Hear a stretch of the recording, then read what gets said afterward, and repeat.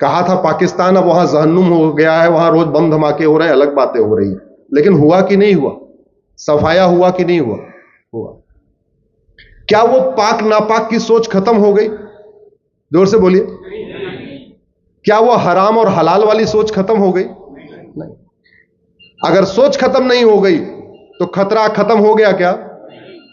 जो 1947 का खतरा था वो आज की डेट में खत्म हो गया क्या? क्योंकि जब सोच बदलेगी तभी तो चीजें बदलेंगी। बाबूजी आप थोड़ी देर के लिए आप कृपा करके फोन को जरा मदद कर दीजिए भैया, इनका फोन स्विच ऑफ कर दीजिए। एक तो आपकी म्यूजिक, जैसे आप लंबे चौड़े, आपकी म्यूजिक बड़ी लंबी चौड़ी है।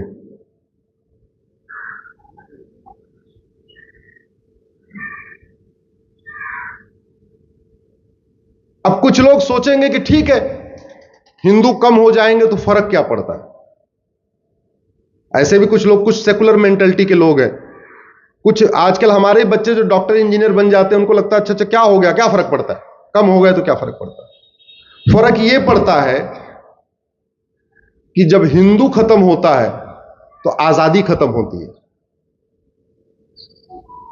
उदाहरण के लिए अफगानिस्तान में हमारे माताओं और बहनों को बाल खोलने की आजादी है क्या? जोर से बोलिए। मेकअप करने की आजादी है क्या? पुरुषों को क्लीन शेव रहने की आजादी है क्या? दाढ़ी बना के रखने की आजादी है क्या? रोज बाल कटवाने की आजादी है क्या? नहीं। सनातन धर्म आपको स्वतंत्रता देता है, मजहब आपको गुलाम बनाता है। आपको अपनी पसंद से कपड़ा पहनने की आजादी है क्योंकि हिंदू बहुसंख्यक है। भारत में संविधान चल रहा है क्योंकि हिंदू बहुसंख्यक है। भारत में सुप्रीम कोर्ट के खिलाफ विद्रोह नहीं होता क्योंकि हिंदू बहुसंख्यक है। भारत की सेना कभी शासन के खिलाफ विद्रोह नहीं करती क्योंकि हिंदू बहुसंख्यक है। पाकिस्तान की सेना विद्रोह करती है कि नहीं करती? आए दिन करती है ना। भारत की सेना करती है क्या? क्यों? डिफरेंस क्या है? हिंदू। सोच का अंतर है। अभी कुछ दिन पहले पाकिस्तान की सुप्रीम कोर्ट ने एक ऑर्डर तो नहीं पास किया, मौखिक रूप से यह कह दिया कि पाकिस्तान में रहने वाले सभी लोगों को फ्रीडम ऑफ रिलीजन है, सबको धार्मिक स्वतंत्रता है, इतना ही कहा था। और एक शब्द और बोला कि पाकिस्तान में रहने वाले सब एक समान है, इतना ही कहा। पाकिस्तान की सुप्रीम कोर्ट को घेर लिया, पूरे दीवाल उवाल तोड़ ऊपर कूद कूद के अंदर घुस गए। सारे सुप्रीम कोर्ट के जज कोर्ट छोड़ छोड़ के भागे, सारे अपने चैम्बर में गए, सेना बुलाई गई, फिर सुप्रीम कोर्ट के जजों को सुरक्षित घर पहुंचाया गया। हमारी सुप्रीम कोर्ट तो रोज कहती रहती है सभी भारतीय एक समान है, सबको फ्रीडम ऑफ रिलीजन है, कोई भेदभाव नहीं होगा। कभी हमारे लोग, कभी भारत में सुप्रीम कोर्ट में कोई घुसा कि ये बात क्यों कह रहे हो, ये हिंदुस्तान केवल हिंदुओं का है, दूसरों का नहीं, कोई घुसा क्या? नहीं। पाकिस्तान के जज ने गलती कर दिया, बोला ये पाकिस्तान में सब लोग एक समान है, सारे लोग घुस गए, बोले नहीं सब एक समान नहीं हो सकते, हम पाक हैं, ये बाकी नापाक हैं, और पाक नापाक एक समान नहीं हो सकते। बांग्लादेश की सुप्रीम कोर्ट ने भी क्या हुआ, कुछ दिन पहले चीफ जस्टिस ने इस्तीफा दिया कि नहीं दिया? कभी हमारे यहां के चीफ इस्तीफा देना पड़ता है क्या? नहीं। एक फैसला दे दिया था, उस फैसले से लोग गुस्सा गए, पाकिस्तान के सुप्रीम कोर्ट में घुस गए, जज साहब भागे कोर्ट छोड़ के, सेना आई पकड़ के ले गई, घर पहुंचा के आई। कभी भारत में ऐसा हुआ? जानते हैं क्यों? क्योंकि हिंदू बहुसंख्यक। हमारे तिरुपति मंदिर जो हमारा सबसे प्रसिद्ध मंदिर है, वहां लड्डू में मिलावट कर दी गई। देश में कोई हिंसा हुई क्या? आगजनी हुई, तोड़फोड़ हुई, किसी की हत्या हुई? नहीं। क्यों? जोर से बोलिए। क्योंकि हिंदू। कितनी वीडियो आते रहते हैं, हमारे मंदिर के आसपास जो माला फूल की दुकान है उसमें थूक देते हैं, किसी का गला कटा क्या? क्योंकि हिंदू बहुसंख्यक। कितने सारे वीडियो आ गए, खान पान की वस्तु में पेशाब कर देते हैं, जूस में पेशाब कर देते हैं। एक वीडियो आया कि वो दाल रखी हुई थी उसमें लैट्रिन कर दिया ढाबे पे, और वही सबको परोस दिया, लैट्रिन मिला मिला के खाना खिला दिया। कभी किसी की हत्या हुई क्या?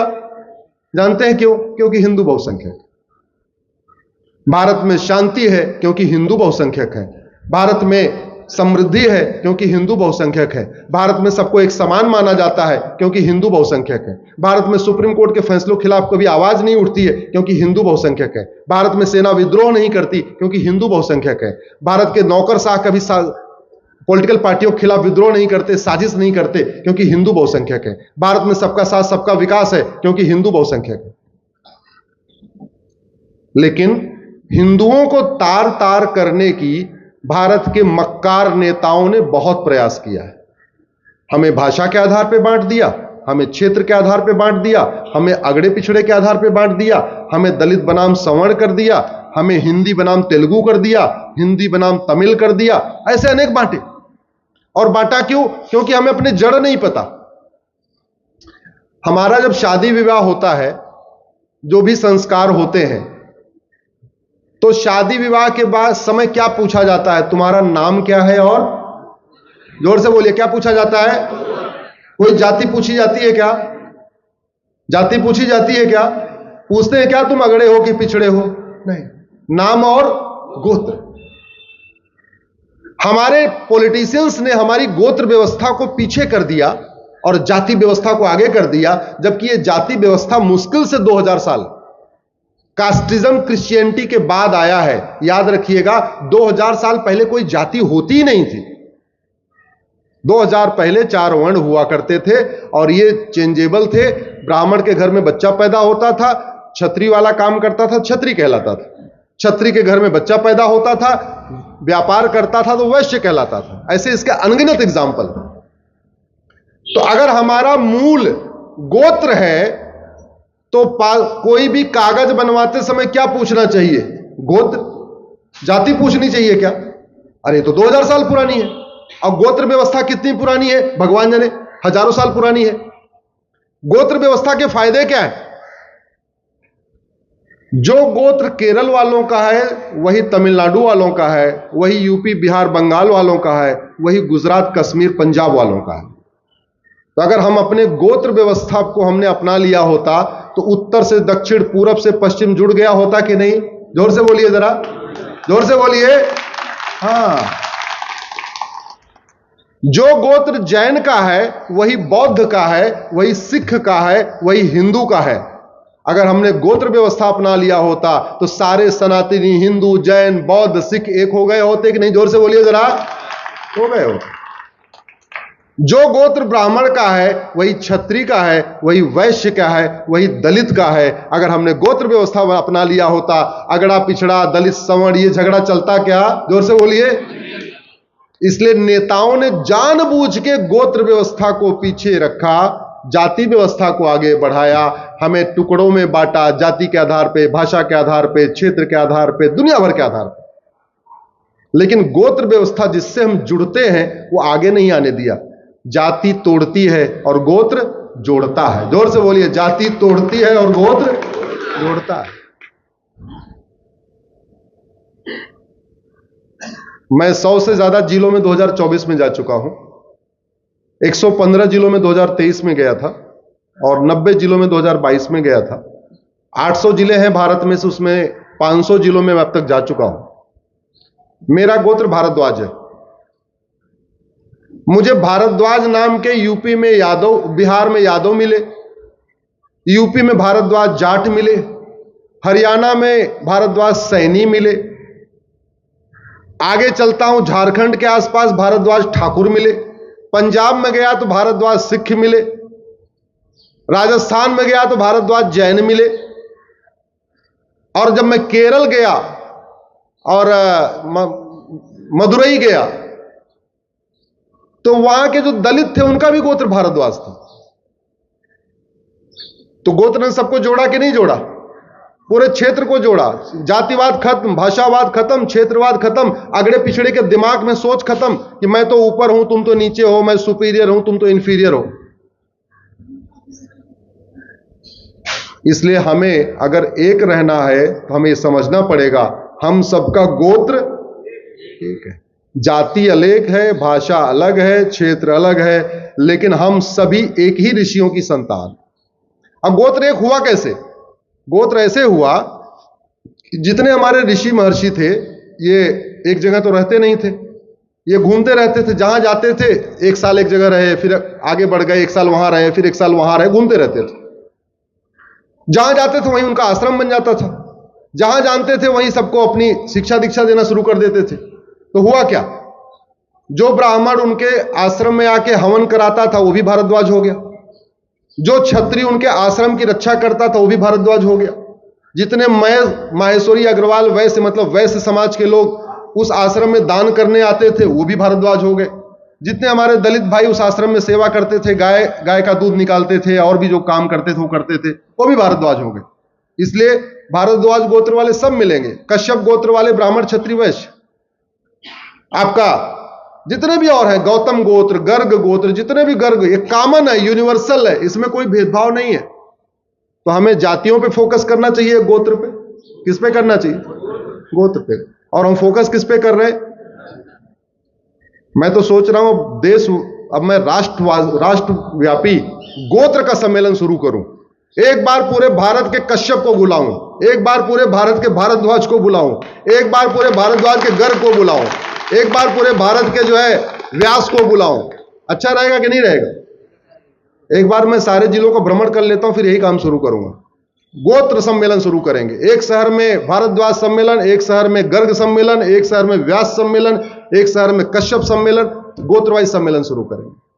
और गोत्रवाइज करें न करें, लेकिन हम सारे हिंदू तो हैं ही हैं। क्यों? हम सारे हिंदू हैं, हम सारे हिंदू हैं। दूसरी बात, चलिए शंख भी बज गई, पहला अध्याय हो गया, शंख बज गई।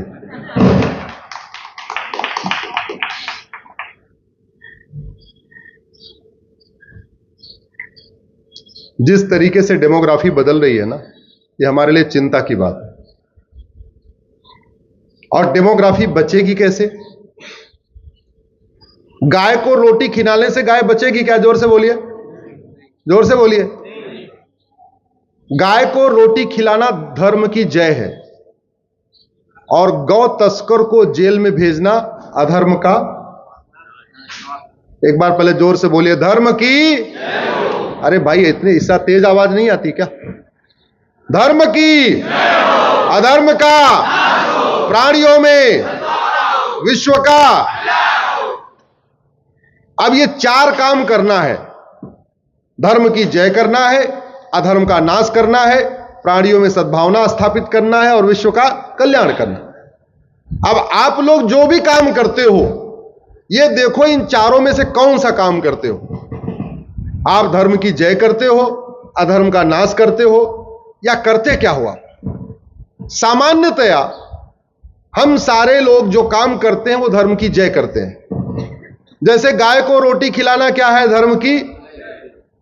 और गौ तस्कर को जेल में डालना अधर्म का नाश। अब गाय को रोटी खिलाने से गाय बचेगी नहीं। आप 6 महीने रोटी खिलाओगे और 7वें महीने गौ तस्कर आएगा, गाय को काट के खा जाएगा। तो अधर्म का नाश किए बिना धर्म की जय से हो सकती है क्या? जोर से बोलिए जरा। नहीं, धर्म की जय करने से अधर्म का नाश नहीं होगा, लेकिन अधर्म का नाश करने से धर्म की जय होगी।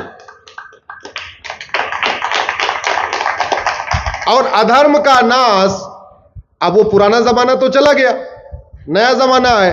अधर्म का नाश करने के लिए नियम कानून बनाना पड़ेगा, पुलिस व्यवस्था अच्छी बनानी पड़ेगी, जुडिशियल सिस्टम अच्छा बनाना पड़ेगा। ऐसी व्यवस्था करनी पड़ेगी, आज कोई घुसपैठिया आए तो 6 महीने के अंदर उसको सजा हो जाए।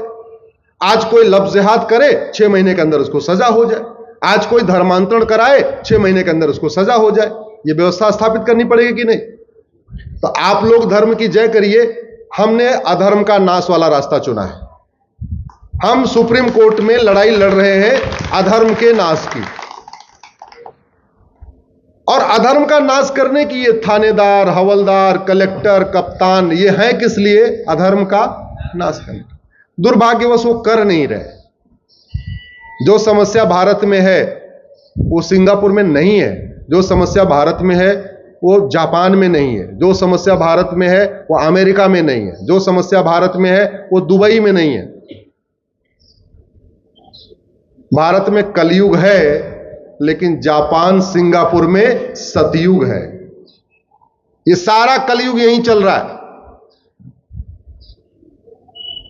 घूसखोरी, कमीशनखोरी, जमाखोरी, मिलावटखोरी, कालाबाजारी जितनी भारत में है उतनी जापान, सिंगापुर में नहीं है।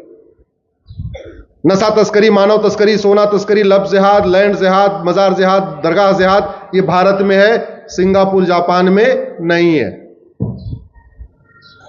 घुसपैठ, धर्मांतरण, ये जितना भारत में है उधर नहीं है। इसलिए जब भारत में कुछ भी होता है तो हम कहते हैं यहां तो कलयुग आ गया। अरे भैया, कलयुग केवल भारत में क्यों है, वहां क्यों नहीं है? कभी दिमाग नहीं लगाया? सारी समस्या भारत में, सारा कलयुग, और भारत में कलयुग क्यों है? भगवान राम की धरती भारत, भगवान कृष्ण की धरती भारत, भगवान परशुराम की धरती भारत, भगवान महावीर की धरती भारत, भगवान बुद्ध की धरती भारत, भगवान गुरु नानक की धरती भारत, छत्रपति शिवाजी महाराज की धरती भारत। फिर यहां कलयुग क्यों है? इसमें से कोई देवी देवता दुबई में पैदा नहीं हुआ, इसमें कोई देवी देवता सिंगापुर में नहीं जन्म लिया, कोई देवी देवता आपके ऑस्ट्रेलिया में जन्म नहीं लिया, कोई देवी देवता अमेरिका में जन्म नहीं लिया। वहां सतयुग क्यों चल रहा है? वहां तो कुछ ऐसा कोई अपराध नहीं है। भारत में क्यों चल रहा है? क्योंकि कानून घटिया है, न्यायिक व्यवस्था सड़ी हुई है, कानून का खौफ नहीं है।